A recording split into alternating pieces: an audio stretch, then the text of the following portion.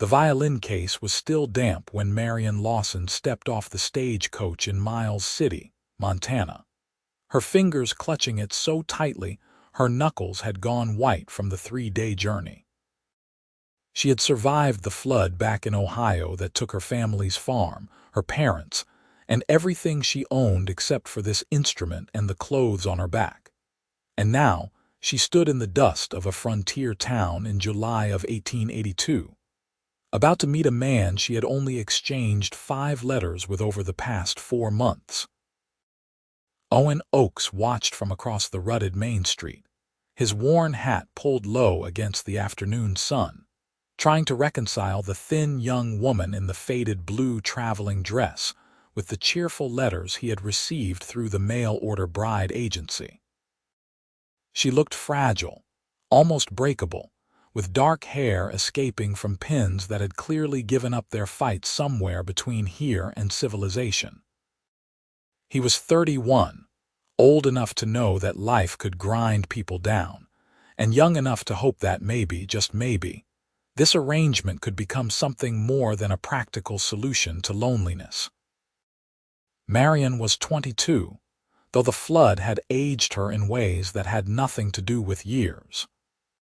She scanned the small crowd that had gathered to watch the stagecoach arrival, looking for the tall rancher who had described himself as having brown hair, a scar on his left cheekbone from a horse kick, and a ranch 10 miles outside of town.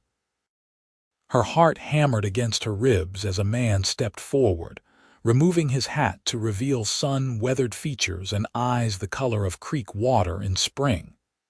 "Miss Lawson." His voice was deeper than she had imagined, with a gentleness that seemed at odds with his calloused hands and the gun belt he wore. "Mr. Oakes." She tried to smile, but her face felt frozen, everything inside her still numb from loss. He reached for her small trunk that the driver had thrown down, then noticed the violin case. "You play?" "I did," her voice caught. "I mean, I do. It belonged to my grandmother. It survived when everything else was destroyed." Owen saw something flicker across her face, a pain so raw it made his chest tighten. He had lost his own parents to cholera 7 years back, knew what it meant to carry grief like a second skin. "We should get you to the ranch." "It is a bit of a ride, but I brought the wagon instead of riding. Thought you might appreciate the comfort after your journey." The wagon was no palace, but he had put fresh hay in the back and brought blankets, which Marianne appreciated as they rolled out of Miles City into the vast Montana landscape. The Yellowstone River wound through the distance, and the July heat shimmered off the grasslands that stretched endlessly toward purple mountains on the horizon. It was so different from Ohio, from the neat farmland and the forest she had known. Here everything felt bigger, wilder, like the land itself had not quite decided to be tamed. "Your letters mentioned cattle," she said, breaking the silence that had stretched between them for the first mile. "About 200 head right now.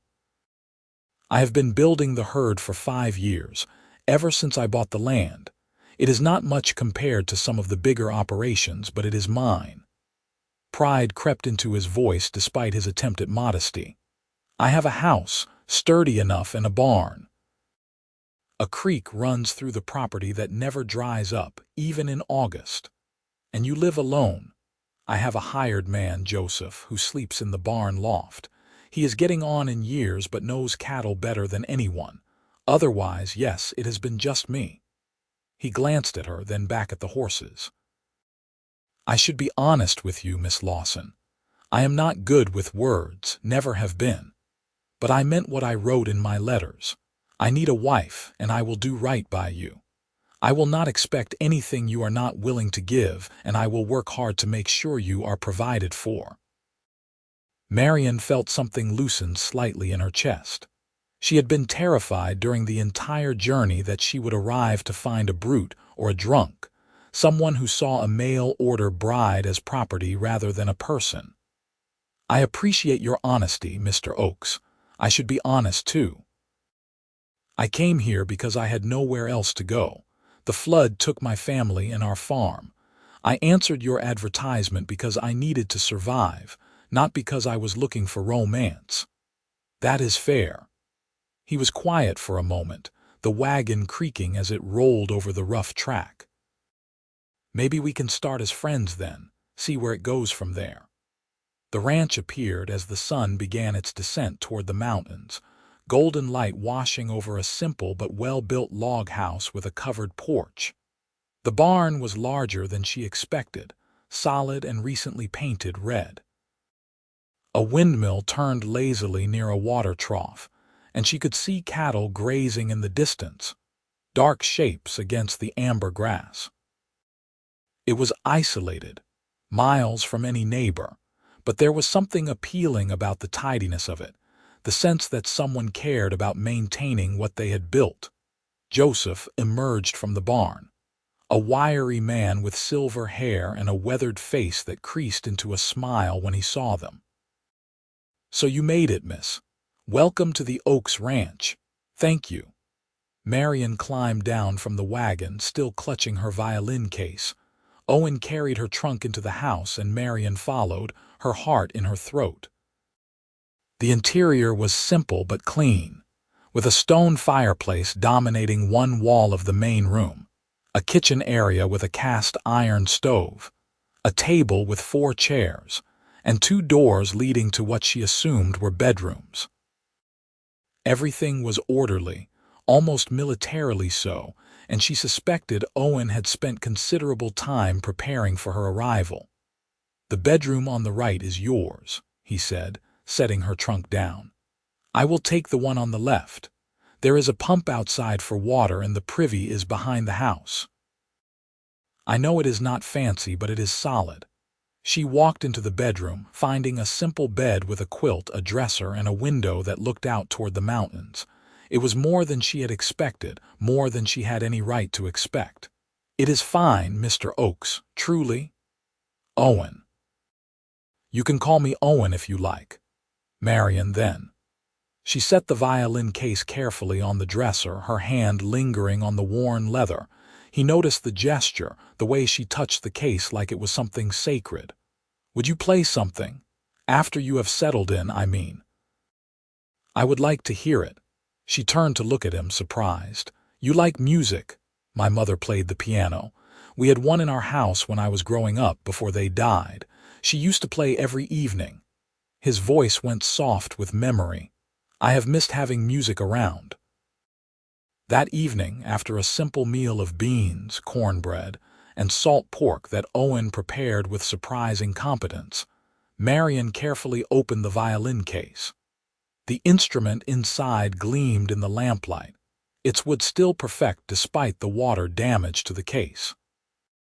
She lifted it out, feeling its familiar weight, and for the first time since the flood, something inside her began to thaw. She tucked it under her chin, drew the bow across the strings, and began to play. The notes filled the small house, a folk melody her grandmother had taught her when she was 7 years old. Her fingers remembered the patterns even as tears started sliding down her cheeks, the music pulling everything to the surface that she had been holding back for months. Owen sat absolutely still at the table, his hands folded in front of him, watching her. He saw the grief in every note, the loss and the longing, but also something else underneath it all, a stubborn thread of hope that refused to be drowned. When she finished, lowering the violin slowly, he did not speak right away. Then, quietly, he said, "That was beautiful, thank you." She wiped her eyes with the back of her hand. "I have not played since before the flood. I was afraid to open the case, afraid it might have been damaged." "It sounds perfect to me." He stood up, moving to the wall near the fireplace. "This instrument deserves better than sitting in a case on a dresser. I could build a shelf for it, something proper, where it would be safe but also where you could see it." "You do not have to do that. I want to." He met her eyes and she saw sincerity there, uncomplicated and genuine. "You brought something precious here, something that survived when it should not have. That means something." Over the next few days, Marianne began to settle into the rhythms of ranch life.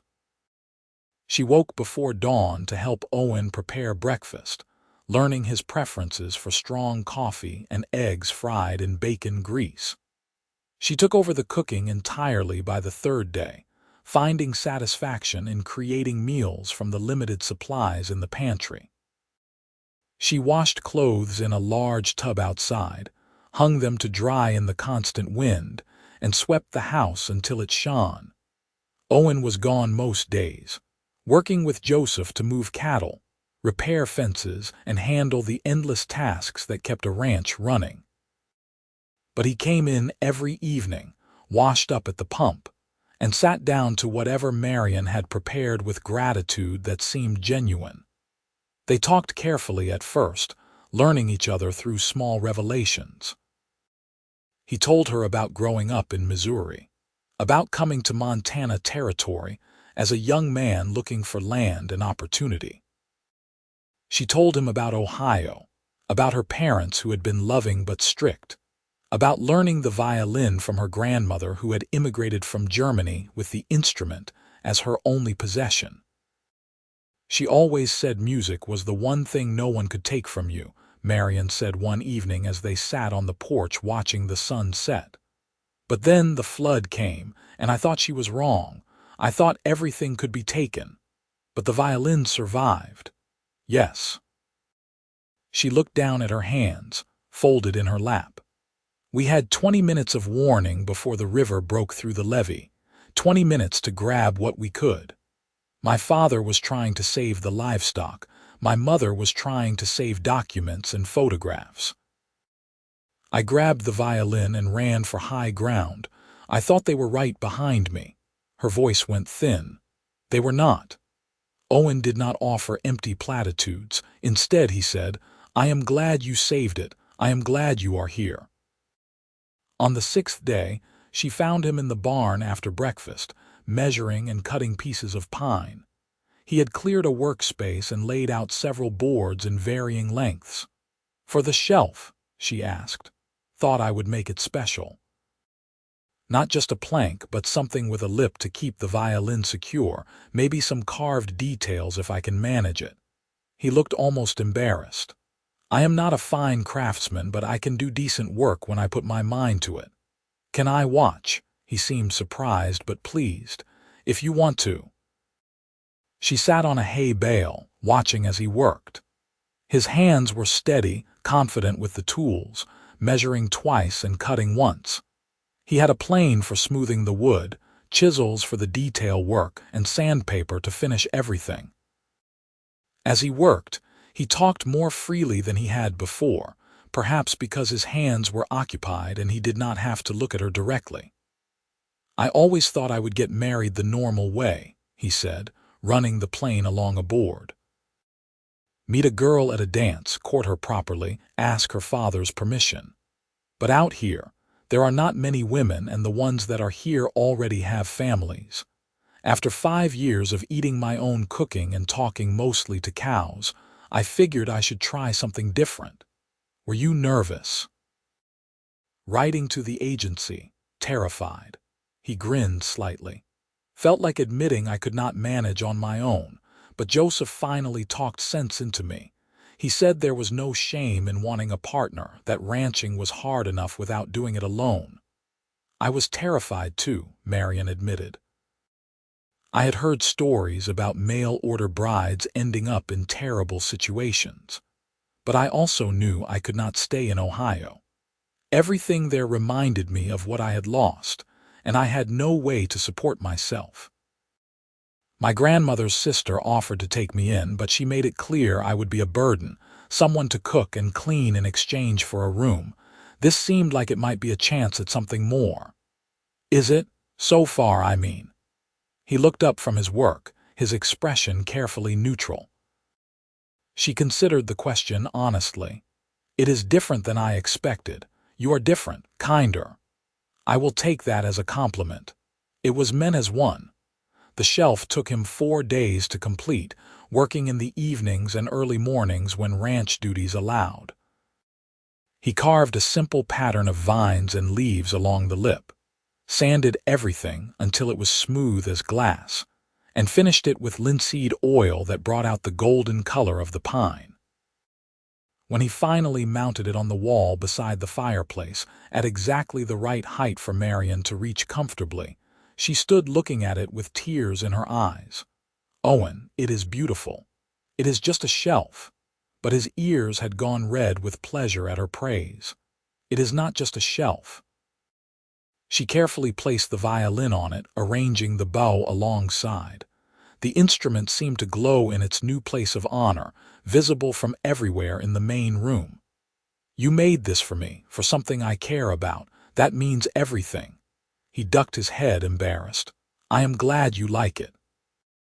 That night, she played for him again, a longer concert this time, mixing folk tunes with classical pieces her grandmother had taught her. Owen sat in his chair, his eyes closed, and Marianne found herself playing not just from memory but from emotion, pouring into the music everything she could not yet say aloud. When she finished the final piece, she lowered the violin and found him watching her with an expression she could not quite read. "What is it?" she asked. "I was just thinking that this house has not felt like a home in a long time, maybe never actually. But tonight, with the music and you here, it finally does." Something shifted between them in that moment, subtle but unmistakable. Marianne felt it like a change in the air pressure before a storm, a sense that they had crossed some invisible line from strangers to something more. The following weeks fell into a comfortable pattern. Owen taught her to ride, starting with the gentlest mare in his small string of horses. Marianne proved to have a natural seat, and though she was nervous at first, she soon came to love the freedom of riding across the grasslands. He showed her the boundaries of his property, pointing out landmarks and explaining his plans for expansion. She listened carefully, asking questions that showed she was genuinely interested in the ranch and its success. They rode together to Miles City one Saturday in early August for supplies. The town was bigger than it had seemed on her arrival, with several saloons, a general store, a church, a schoolhouse, and a handful of other businesses clustered along the main street. People stared at them with open curiosity, and Marianne realized this was the first time most of the townspeople had seen Owen's new bride. At the general store, a woman approached them as Owen was ordering flour and sugar. She was perhaps 40, well-dressed by frontier standards, with sharp eyes that assessed Marianne thoroughly. "You must be Mrs. Oakes. I am Eleanor Pritchard. My husband owns the lumber mill. Pleased to meet you." Marianne shook the offered hand, feeling the weight of scrutiny. "We have a ladies' society that meets every other Wednesday at the church. You should attend. It is mostly sewing and gossip, but it is a chance to meet the other women in the area." "I would like that, thank you." Eleanor's expression softened slightly. "It can be lonely out here, especially for newcomers. We women have to stick together." She lowered her voice. "Owen Oakes is a good man by all accounts. You could have done much worse." "I am beginning to realize that." On the ride back to the ranch, laden with supplies, Owen said, "You do not have to go to the ladies' society if you do not want to. Some of those women can be particular about what they consider proper." "I want to go. You were right when you said in your letters that this country can be isolating. I should make an effort to meet people, to be part of the community." He looked pleased. "Then I will bring you to town on the Wednesdays it meets." August melted into September, and the heat began to ease slightly, though the days were still long and golden. Marianne had taken over the vegetable garden behind the house, coaxing late-season squash and beans from the rich soil. She learned to preserve food for winter, boiling jars and sealing lids under the guidance of a cookbook Owen's mother had left him.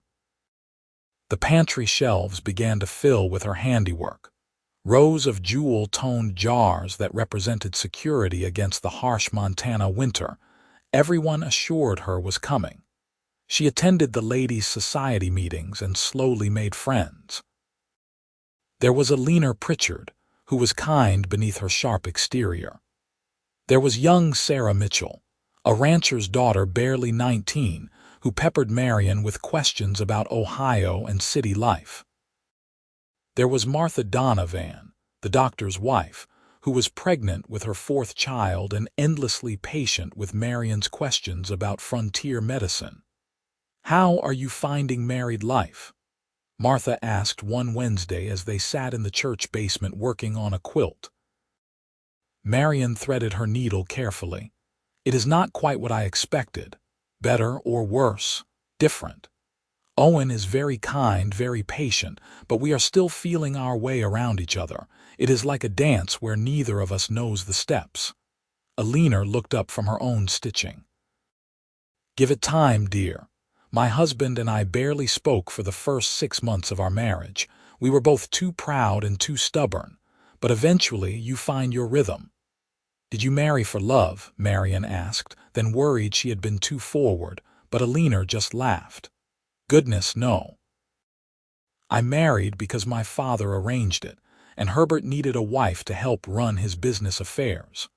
Love came later, bit by bit, through shared experiences and mutual respect. Sometimes that is stronger than the lightning bolt romance the novels talk about." Marianne thought about this on the ride home with Owen. He had spent the afternoon at the land office handling paperwork for his property and seemed distracted. "Is everything all right?" she asked as they rolled through the twilight. "There is a cattlemen's association meeting next week. They are discussing the open range laws and how to handle the rustling problem. Some of the bigger ranchers want to bring in hired guns, make an example of anyone caught stealing cattle." He sighed. "I understand the frustration, but I do not like the idea of vigilante justice. Things can get out of hand too quickly. What will you do? Vote my conscience, I suppose. I am a small operation, so I do not have much influence, but I will say my piece." He glanced at her. "I am glad you are making friends in town. You seem happier." "I am." She surprised herself with how true it was. "I think I'm starting to feel like this might be home." "Good." His hand moved as if he might reach for hers, then settled back on the reins. "That is good." The first hard frost came in late September, silvering the grass and putting an end to the garden. Owen and Joseph spent long days preparing for winter, moving cattle to lower pastures, repairing the barn roof, and cutting firewood. Marianne helped where she could, but mostly she focused on the house, making sure they would be comfortable when the snow came. She had also started playing violin every evening, and it had become a ritual they both looked forward to. Owen would sit by the fire, sometimes whittling or mending tack, always listening. She experimented with different pieces, ranging from lively jigs to mournful ballads. Sometimes he requested specific types of music, and she did her best to oblige. One evening in early October, after she had finished playing, he said, "I have been thinking." "About what?" "About us. About this arrangement." He set down the piece of leather he had been working on. "When you first arrived, I promised I would not expect more than you were willing to give. I have tried to keep that promise." "You have." Her heart had started beating faster. "But I find myself hoping that maybe, eventually, this could become a real marriage, not just a practical arrangement but a partnership based on affection and respect." He looked directly at her, his creek-water eyes serious. "I am not asking for an answer now. I just wanted you to know that my feelings have been growing, and I think about you as more than just someone who helps run the house." Marianne set the violin carefully on its shelf, buying time to collect her thoughts. "Owen, I need to be honest with you. When I came here, I was numb. I could barely feel anything except loss. But these past months, You have been patient and kind, and you have never pushed me. You built a shelf for my violin. You taught me to ride. You made sure I had friends and a place in the community." She turned to face him. "I am not numb anymore. I find myself thinking about you when you are out working. I look forward to our evenings together. I do not know if what I am feeling is love yet, but it might be the beginning of it." He stood up slowly, crossing the room to stand near her but not touching. "Can I court you properly? Even though we are already married in name, I want to do this right. I want to earn your affection, not just assume I am entitled to it." "Yes." The word came out as barely more than a whisper. "I would like that." He smiled then, a full, genuine smile that transformed his usually serious face. "Then tomorrow I am taking you on a proper picnic. There is a spot up in the hills with a view of the whole valley. I have been wanting to show it to you." The next day was Sunday, and after a simple breakfast, Owen packed a basket with bread, cheese, cold chicken, and 2 precious apples he had been saving. They rode out together, Marianne now confident enough on her mare to keep pace with his gelding. The October air was crisp, the sky impossibly blue, and the aspen trees had turned gold in the draws and coulees. The spot he took her to was on a high ridge, looking down over miles of rolling grassland with the Yellowstone River winding through the distance. Mountains rose on all sides, their peaks already touched with snow. They spread a blanket and sat eating, talking about inconsequential things and important things in equal measure. "Tell me about your grandmother," Owen said. "The one who gave you the violin." Marianne leaned back on her hands, tilting her face to the sun. She was fierce. She came to America with nothing but the violin and the clothes she wore. She met my grandfather in Pennsylvania, married him within a month, and they moved west to Ohio to start a farm. She had 5 children, raised them through a cholera epidemic that took 2 of them, and still found time to teach violin to anyone in the community who wanted to learn. She smiled at the memory. She used to say that music was how we remember we are human, not just animals surviving. She sounds like she would have done well out here. She would have loved it. She always talked about going even farther west, but my grandfather was cautious, did not want to risk what they had built. Marianne plucked a stem of grass, twirling it between her fingers. "What about you? What did your parents want for you?" "My father wanted me to take over his freight business. He had contracts with the army, was making good money. But I always wanted land, something that was mine that I could build on. We argued about it right up until he got sick." Owen's voice went quiet. "I think he died disappointed in me." "I doubt that. Look at what you have built, this ranch, this life. It is something to be proud of." "Maybe." He was quiet for a moment, then said, "I am glad you are here, Marianne. I know I have already said it, but I need you to understand how much it means. This past year before you came, I was starting to wonder if I had made a mistake, if I should have stayed in Missouri and taken over my father's business like he wanted. But now, with you here, everything feels like it makes sense." She reached out and took his hand, the first time she had initiated physical contact between them. His fingers closed around hers, warm and strong. "I am glad I am here too. I was so afraid when I got on that stagecoach. I thought I was making a terrible mistake, trading one kind of misery for another. But you have been good to me, better than good." They sat holding hands, looking out over the vast landscape, and Marianne felt something settle inside her, a sense of rightness she had not experienced since before the flood. This was not the life she had planned or imagined, but perhaps it was the life she was meant to find. As October progressed, their courtship deepened in small, meaningful ways.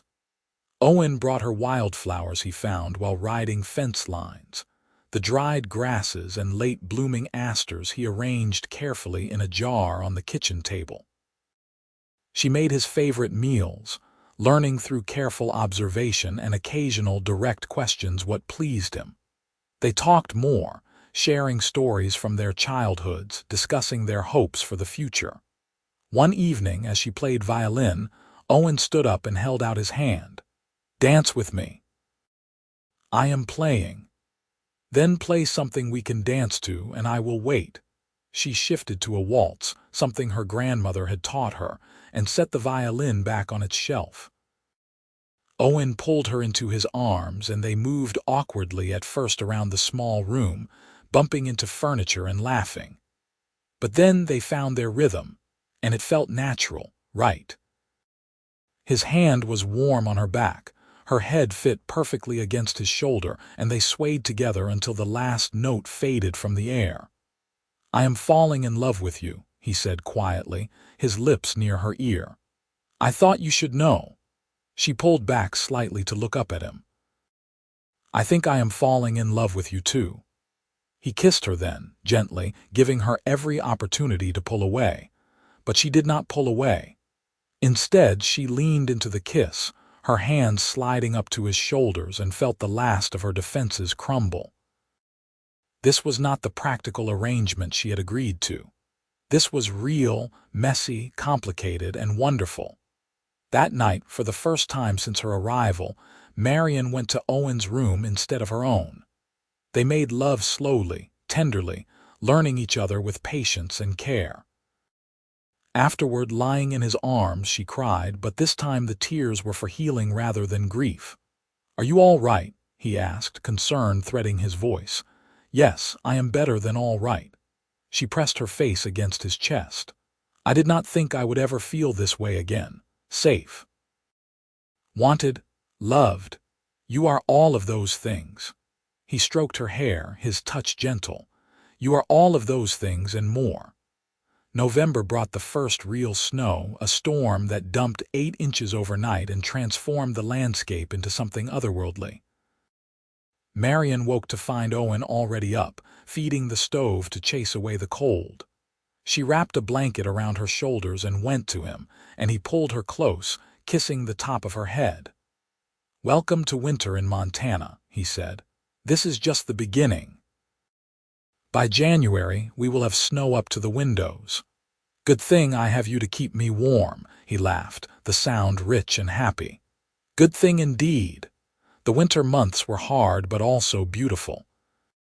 The ranch work was reduced to basic necessities, feeding cattle and keeping them alive through the cold. Owen and Joseph spent long days breaking ice on the creek, hauling hay, and checking for animals in distress. Marianne kept the house warm, cooked hearty meals, and played violin in the evenings while the wind howled outside. She was also becoming more confident in her role as rancher's wife. When a neighbor rode through during a blizzard looking for stray cattle, she invited him in without hesitation, feeding him and sending him on his way with hot coffee and directions to where Owen was working. When Joseph came down with a bad cold, she nursed him with the remedies Martha Donovan had taught her, making sure he recovered without it turning into pneumonia. In late December, as Christmas approached, Owen rode to town and returned with a package wrapped in brown paper. "For you," he said, handing it to her. "I know Christmas is not for another week, but I could not wait." She opened it carefully to find sheet music, several books of classical pieces for violin. "Owen, this must have cost a fortune." "I sent away for it back in October, when I first started courting you. I wanted you to have new music, not just the pieces you remember from before." He looked almost shy. "The man at the store in Chicago said these are some of the finest compositions available." She threw her arms around him, the books crinkling between them. "Thank you. This is the most thoughtful gift anyone has ever given me. I also got you something else." He pulled a smaller package from his pocket. "This one you have to wait for until Christmas." "That is cruel." "Them's the rules." He grinned at her pout. Christmas Day they spent quietly at the ranch, just the two of them since Joseph had gone to stay with his sister in town for the holiday. Marianne made a feast with a goose she had been fattening and roasted vegetables from her preserved stores. They exchanged gifts, and when she opened the small package, she found a delicate gold locket with space for 2 small photographs. "I thought maybe we could ride to town next month and have our picture taken at the photography studio," Owen said. "I want you to have something to remember this time when we are old and gray. I do not need a photograph to remember, but I would love to have one anyway." She fastened the locket around her neck, feeling its weight settle against her heart. She gave him a new winter coat she had sewn in secret, working on it while he was out during the day. It was lined with sheepskin and carefully tailored to his frame. He tried it on immediately, and she could see he was genuinely touched by the effort she had put into it. "No one has made me clothing since my mother died," he said. "Thank you, Marianne. I will treasure this." In January, Marianne realized her monthly courses had not arrived. She waited another week to be sure, then told Owen one evening as they sat by the fire, "I think I am pregnant." He went very still, his eyes searching her face. "How do you feel about that? Scared, excited, hopeful?"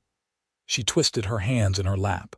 "I know we have not been married long, not really, but I want this. I want a family with you."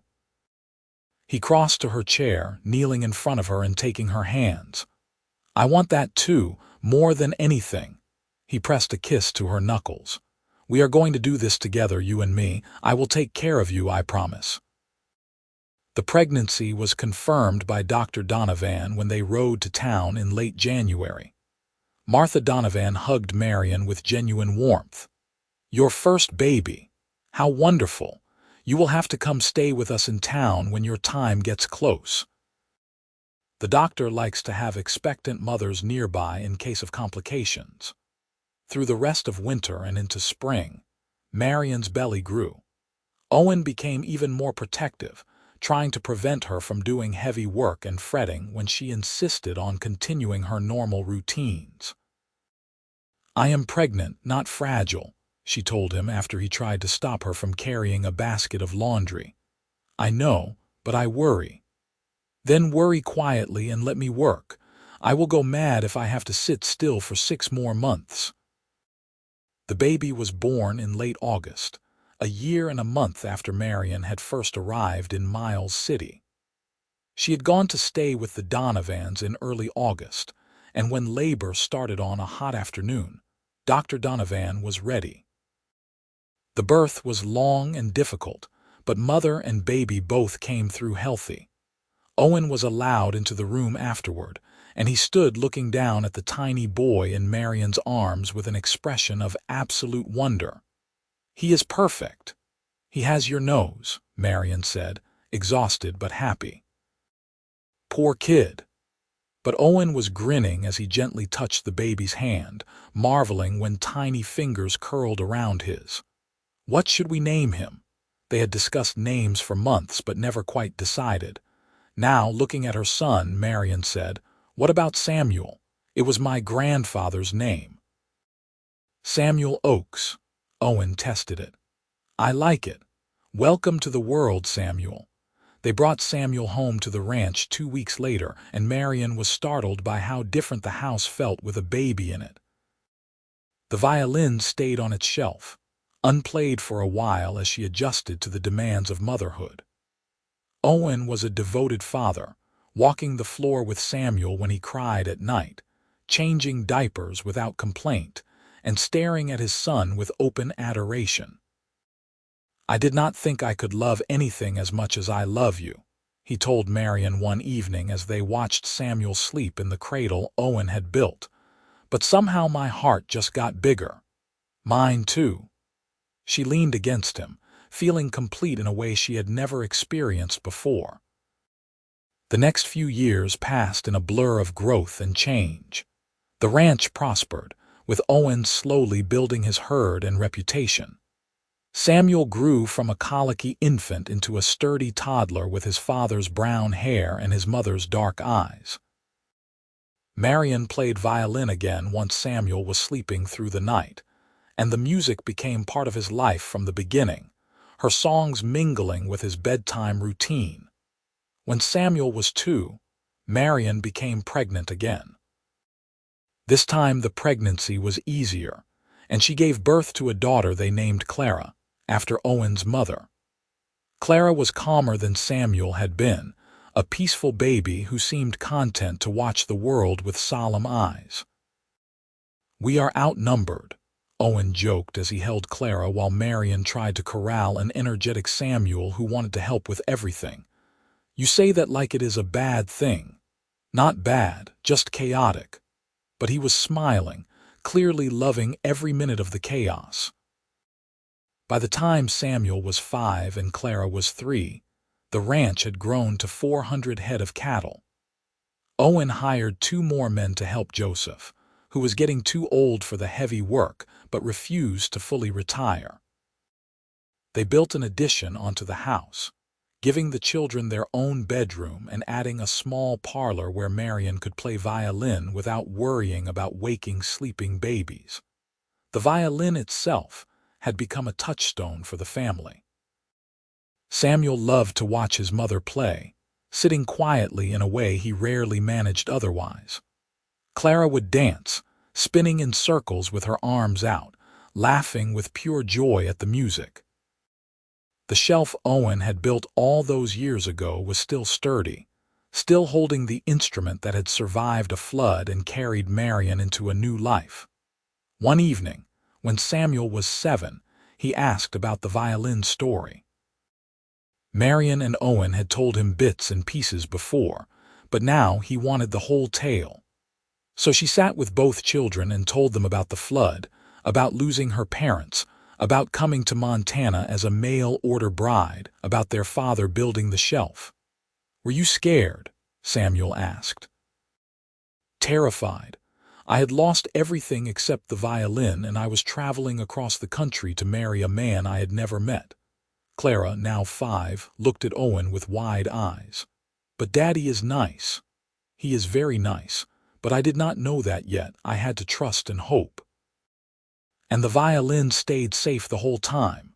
Samuel was fixated on this part. "It did. It survived the flood, the journey, and everything after. Your great-great-grandmother brought it from Germany. Your great-grandmother taught me to play it, and someday, if you want, I will teach one of you." Both children immediately clamored that they wanted to learn. Owen caught Marianne's eye and grinned. "You have started something now." She began teaching Samuel the basics when he was 8. He had some natural aptitude but lacked patience, wanting to play complex pieces before he had mastered the fundamentals. Clara, who started learning at 6, was more methodical, practicing her scales without complaint and gradually building skill. The years continued to pass, marked by seasons and celebrations. Samuel grew into a lanky teenager who helped his father with the ranch work. Clara became a skilled violinist, though she never quite matched her mother's talent. The ranch continued to prosper, and Owen and Marianne built a life together that was rich in all the ways that mattered. When Samuel was 15, he asked about his mother's journey from Ohio. They were sitting on the porch after dinner, watching the sunset paint the mountains gold and purple. "What made you answer the advertisement?" "Really?" Marianne considered the question. "Desperation at first. I had nowhere else to go. But also hope, I suppose. Hope that there might be something better waiting, that I could build a new life from the ruins of the old one." "Do you ever regret it?" "Not for a single day." She looked at Owen, who was playing with Clara, teaching her a rope trick. "Your father gave me more than I ever dreamed of. A home, a family, love. The violin survived the flood, but I survived because of him." Samuel was quiet for a moment. "I want that someday." "What you and Pa have. You will find it. Maybe not the way you expect, but if you are open to it, love has a way of showing up." That winter, when Marianne was 41 and Owen was 50, they sat together by the fire after the children had gone to bed. Clara was 12 now, Samuel 17, and the house felt both full and somehow more peaceful than it had been in years. "You ever think about what would have happened if you had not answered my advertisement?" Owen asked, his arm around her shoulders. "Sometimes. But not with regret, just curiosity. I think I would have married someone else eventually, someone safe and boring, and spent my life wondering what I had missed. And the violin would have sat in a case unplayed. It needed this." She gestured at the shelf, at the room, at the life they had built. It needed to be cherished, not just preserved. He kissed her temple. "I built that shelf thinking I was just making something practical, but it turned out to be the first real thing I ever gave you. The first way I showed you what you meant to me. You showed me in 100 ways. The shelf was just the beginning." As they sat in comfortable silence, Marianne reflected on the journey that had brought her here. The flood that had destroyed everything had also freed her to find something she never would have discovered in Ohio. The violin that had survived had been the bridge between her past and her future, carried across the miles as a reminder of who she had been and who she could become. 3 years later, Samuel married a rancher's daughter from a spread 20 miles north. The wedding was held at the ranch, with a fiddler and a caller leading dances in the barn Owen and Samuel had cleared out and decorated. Marianne played a special piece for the bride and groom, a waltz she had composed herself, and there was not a dry eye in the house. Clara, at 15, had become an accomplished musician in her own right. She had started teaching violin to children in town, riding in every Saturday to give lessons at the church. She talked about becoming a music teacher, maybe even traveling to study in Denver or San Francisco someday. "Let her go when the time comes," Owen said to Marianne one night. "I know it will be hard, but she has a gift. She should develop it. I know. I just worry. She is your daughter. She is strong and smart, and we raised her right. She will be fine." When Clara turned 18, she did go to Denver to study music at a conservatory. It was bittersweet, watching her daughter board the train with the violin case that had survived so much. But Marianne also felt pride, knowing that the music that had saved her was now giving her daughter opportunities she never could have imagined. Samuel and his wife gave Owen and Marianne their first grandchild the following year, a little girl they named Marianne after her grandmother. Holding her namesake for the first time, Marianne felt the circle complete itself, the past and present and future all connected through love and family. She was 50 when she realized how much her life had changed from that terrified young woman stepping off the stagecoach clutching a violin case. She had survived loss and found love. She had built a family in the Montana wilderness. She had taken something precious that had survived destruction and given it a place to thrive. Owen, now 59, moved a bit slower but was still vital, still running the ranch with Samuel's help. They had over 600 head of cattle now, and the ranch was one of the more successful operations in the region. But what mattered most to Owen was the family he had built, the legacy he was creating. One evening, as they sat on the porch watching the grandchildren play, he said, "I have been thinking about building another shelf." "For what?" "For your memories. For all the things we have collected over the years. Photographs, the children's schoolwork, Clara's first composition." He squeezed her hand. "I built a shelf for the violin and it brought us luck. Maybe another shelf will do the same." She laughed, the sound carrying across the yard. "I think we make our own luck, but I would love another shelf." He built it that winter, taking even more care than he had with the first one. This shelf was larger, with multiple levels, and he carved their initials and wedding date into one corner. When it was mounted on the wall opposite the violin, they filled it together with the treasures of their life. Daguerreotypes of their children, the dried wildflowers from their first picnic, the letters Owen had written to the mail order bride agency. the sheet music he had given her that first Christmas. Clara came home from Denver the following summer, having completed her studies. She had offers to teach in the city, but she had missed Montana, missed the vast spaces and the clear air. She decided to stay, opening a music school in Miles City and building a reputation as an excellent teacher. On their 30th wedding anniversary, the family gathered at the ranch for a celebration. Samuel and his wife were there with their 3 children. Clara came with a young man she had been courting, a banker's son with a love of music. Joseph, now in his 80s but still stubbornly alive, sat in the place of honor, having watched the Oakes family grow from a lonely bachelor and a frightened mail-order bride into this sprawling, boisterous clan.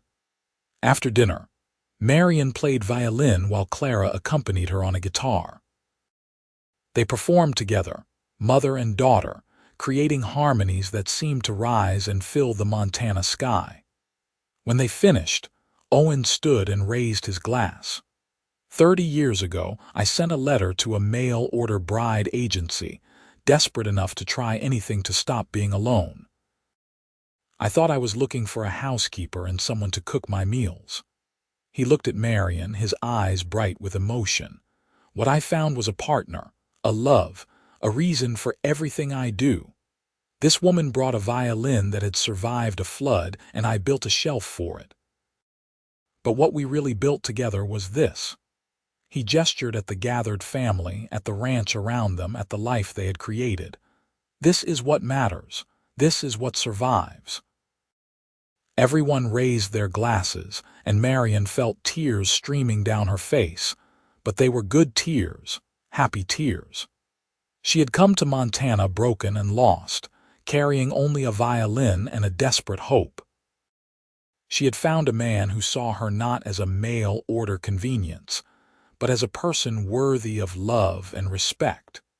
Together, they had built something that would last beyond them, a family and a legacy rooted in the Montana soil. That night, lying in bed with Owen's arms around her, she said, "Do you remember what you told me the first night I played for you? I said the house finally felt like home. It has been home ever since. For me, for the violin, for everything that matters." He kissed her softly. "I am grateful every day that you stepped off that stagecoach. I am grateful you trusted me with your violin and your heart. And I am grateful you built me a shelf." She laughed quietly. Of all the grand romantic gestures in the world, a simple shelf turned out to be exactly what I needed. As they drifted toward sleep, Marianne thought about the path that had led her here. The flood that had seemed like an ending had actually been a beginning. The violin that had survived had been her companion on a journey she never could have anticipated. And the cowboy who had built a shelf for it had given her everything she never knew she was searching for. The years continued to flow like the Yellowstone River beyond their windows, bringing changes both small and large. Samuel took over more of the ranch operations as Owen gradually stepped back, content to advise rather than direct.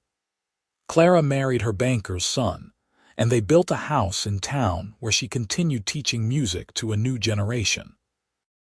More grandchildren arrived, 8 in total by the time Owen was 70, and the ranch house was always full of noise and laughter during holidays.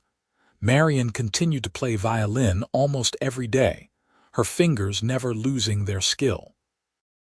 She composed pieces inspired by the Montana landscape, by her family, by the life she had built. Some of Clara's students performed these compositions at recitals, and Marianne found deep satisfaction in knowing her music would outlive her. When Marianne was 60 and Owen was 69, they took a trip back to Ohio, the first time she had returned since the flood. The landscape of her childhood was utterly changed, the flood damage long since repaired, new families living on land that had once been familiar. She visited the cemetery where her parents were buried, placing flowers on their graves and telling them about the life she had built.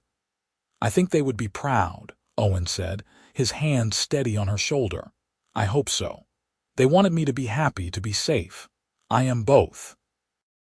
They returned to Montana with a sense of completion, the past finally fully reconciled with the present. The ranch was their true home, the place where their roots ran deepest. On a crisp October evening when Marianne was 65, the family gathered again for a surprise celebration. Clara had organized it secretly, bringing everyone to the ranch under various pretenses. When Marianne walked into the house expecting a quiet dinner, she found it packed with children, grandchildren, friends from town, and neighbors from surrounding ranches. "What is this?" she asked, bewildered. "This is us celebrating you," Clara said, hugging her mother. "You have given so much to all of us. Your music, your love, your strength. We wanted to honor that." The evening was filled with speeches and stories, people sharing how Marianne had impacted their lives. Her students talked about her patience and encouragement. Her children spoke of her devotion and sacrifice. Owen stood last, his hair now silver, but his love as clear as it had been 33 years earlier. When Marianne arrived here, she was carrying a violin that had survived a flood. "I built her a shelf to keep it safe, thinking that was a kind gesture. But what I did not understand then was that she was the one who would keep me safe. She took a lonely man with a struggling ranch and turned him into someone with a purpose, a family, a reason to wake up every morning grateful." His voice shook slightly. "I built her a shelf, but she built me a life. I love you, Marianne, more today than I did yesterday, and I will love you more tomorrow than I do today." The room erupted in applause, and Marianne went to her husband, holding him as tears flowed freely. This was what the violin had brought her to, she realized. Not just a place or a person, but an entire universe of love and connection that spread outward in ripples, touching everyone around them. Later that night, after everyone had left and the house was quiet again, Marianne took down the violin and played. Owen sat in his favorite chair, now worn smooth by decades of use, and listened as he had 1,000 times before. She played the folk melody from her grandmother, the first piece she had performed in this house, and the music seemed to carry all the years between then and now, all the joy and sorrow, all the growth and change. When she finished, she carefully placed the violin back on the shelf Owen had built so long ago. The wood was darker now, aged and patched in places, but still sturdy, still perfect for its purpose. "That shelf has held up well," she said. "I built it to last." He pulled her onto his lap, and she curled against him like a much younger woman. "Just like us." They sat together in the quiet house, the fire burning low, listening to the wind that never stopped blowing across the Montana plains. Outside, the Yellowstone River flowed steadily toward some distant ocean, and the mountains stood eternal against the stars. Inside, two people who had started as strangers held each other close, bound together by a violin that had survived a flood, a shelf that had been built with care, and a love that had grown deeper and stronger with every passing year. The ranch would continue after they were gone, passed to Samuel and eventually to his children. The violin would be treasured, perhaps played by great-grandchildren not yet born. The shelf would hold it safe, a testament to the moment when a lonely cowboy had decided to honor something precious brought by a frightened mail-order bride. But more than any physical object, what would endure was the love they had built together, starting from nothing but hope and gradually constructing something so strong it would echo through generations.